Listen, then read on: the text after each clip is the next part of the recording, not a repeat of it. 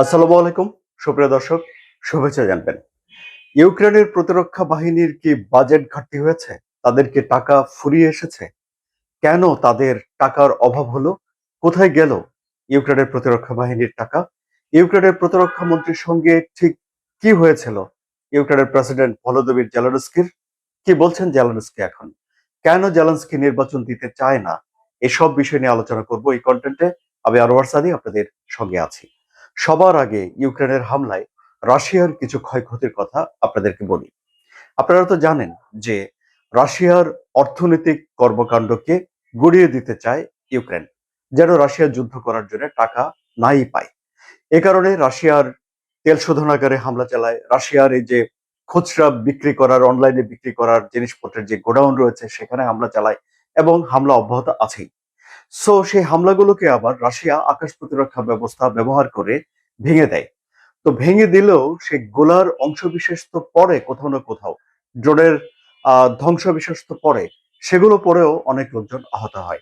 ঠিক শিশুদের রাখার একটা প্রতিষ্ঠানে এরকম কিছু যন্ত্রাংশ বা ধ্বংসাবশেষ ভেঙে পড়েছে, পড়ে দুজন শিশু মারা গেছে রাশিয়ার, এবং আরো 7 জন শিশু আহত হয়েছে। টোটাল 9 জন শিশু তাহলে আক্রান্ত হলো। এখন রাশিয়ার প্রেসিডেন্ট ভ্লাদিমির পুতিন বলছেন যে এই যে রাশিয়ার অর্থনৈতিক কর্মকাণ্ডকে ব্যাহত করার জন্য যেসব আক্রমণগুলো ইউক্রেন করছে সেগুলো তারা ভুল করছে, এগুলো করে তারা প্যান্ডোরার বক্স খুলে দিয়েছে। এখন ইউক্রেনের বিস্তৃত অর্থনৈতিক কর্মকাণ্ডকে গড়িয়ে দেওয়ার জন্য এখন রাশিয়া হামলা করবে, এটা রাশিয়ার তরফ থেকে হুমকি। কিন্তু এই হুমকি কিভাবে রাশিয়া বাস্তবায়ন করবে, কোথায় কোথায় হামলা করবে, সে ব্যাপারে এখনো বিস্তারিত কিছু জানা যায়নি এবং হামলাগুলো এখনো শুরু হয়নি।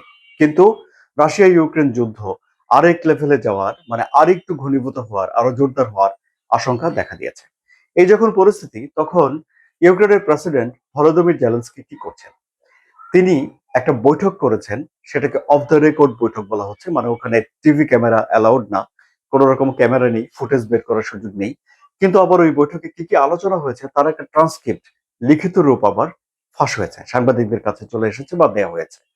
সেখান থেকে কিছু গণমাধ্যমে রিপোর্ট হয়েছে এবং চাঞ্চল্যকর, পিলে চমকানো সব তথ্য সেখানে পাওয়া যাচ্ছে। এই যেমন ধরুন, আমরা আগে জানতাম যে বরখাস্ত হওয়া ইউক্রেনের জনপ্রিয় প্রতিরক্ষা মন্ত্রীর সঙ্গে তাদের সেনাবাহিনী প্রধানের বিরোধ রয়েছে, এবং এখন জানা গেল যে ভলোদিমির জেলেনস্কিও কিছু কিছু বিষয়ে সেই প্রতিরক্ষা মন্ত্রীর সিদ্ধান্ত পছন্দ করছেন না। এমনকি তিনি এমন কিছু কাজ করেছিলেন যে কাজের জন্য জেলেনস্কিকে ডোনাল্ড ট্রাম্পের কাছে বিব্রত হতে হয়েছিল। সুতরাং দেখা যাচ্ছে যে জেলেনস্কিও তাকে অপছন্দ করত। যাই হোক, সেই প্রতিরক্ষা মন্ত্রী আহ ফেদরভ, তার পক্ষে সে দেশে বিক্ষোভ হয়েছে, কিন্তু বিক্ষোভকারীরা কোনো কিছু অর্জন করতে পারেনি।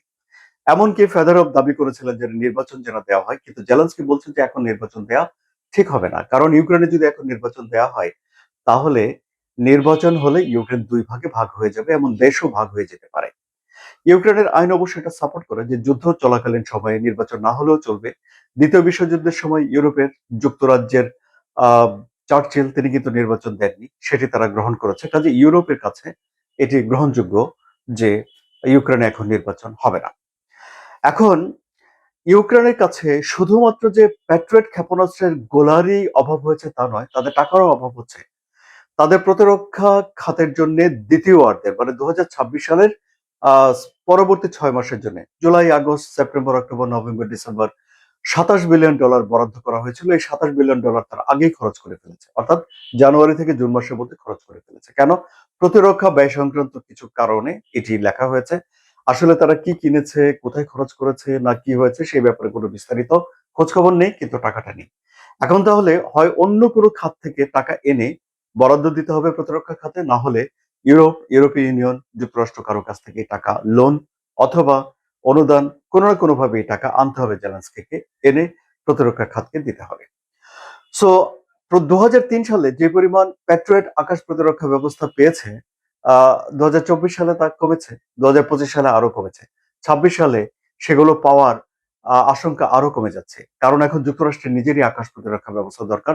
যুক্তরাষ্ট্র নিজেই এখন যুদ্ধে লিপ্ত হয়ে আছে ইরানের সঙ্গে, এবং যুক্তরাষ্ট্রের এই যে এতগুলো ঘাঁটি, ইরানের পাশে 19টা ঘাঁটি, আহ এত কিছুকে রক্ষা করার জন্য তাদের আরো বেশি পরিমাণে আকাশ প্রতিরক্ষা ব্যবস্থা দরকার।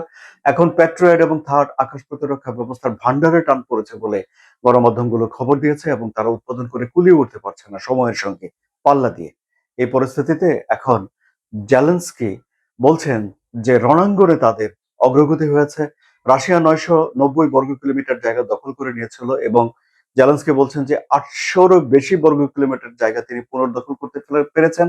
1 বছরের মধ্যে এই মানে সমান সমান হয়ে যাবে দখল করা এবং দখল পুনরুদ্ধার করা জায়গার সমান সমান হয়ে যাবে বলে জেলেনস্কি মনে করছেন। জেলেনস্কি যখন এই বিষয়গুলো মনে করছেন, তখন রাশিয়ার প্রেসিডেন্ট ভ্লাদিমির পুতিন ছক কষছেন কিভাবে ইউক্রেনের অর্থনৈতিক মেরুদণ্ড ভেঙে দেওয়া যায়। কারণ তিনি মনে করেছেন যে একটা প্যান্ডোরার বক্স খুলে দিয়েছে ইউক্রেন, এখন তিনি ব্যাপক হামলা করবেন। এই হলো রাশিয়া ইউক্রেন যুদ্ধের সবশেষ তথ্য যা জানা গেল, আমি আপনাদের সঙ্গে ভাগাভাগি করলাম। আমি আশা করি এই আলোচনা আপনাদের ভালো লেগেছে। যদি ভালো লাগে তাহলে লাইক, কমেন্ট, শেয়ার করুন, এবং জিও পলিটিক্স এর জটিল বিষয়গুলো সংক্ষেপে জানার জন্য, সহজে বোঝার জন্য সাবস্ক্রাইব করে চ্যানেলের সঙ্গে থাকুন। ধন্যবাদ সবাইকে।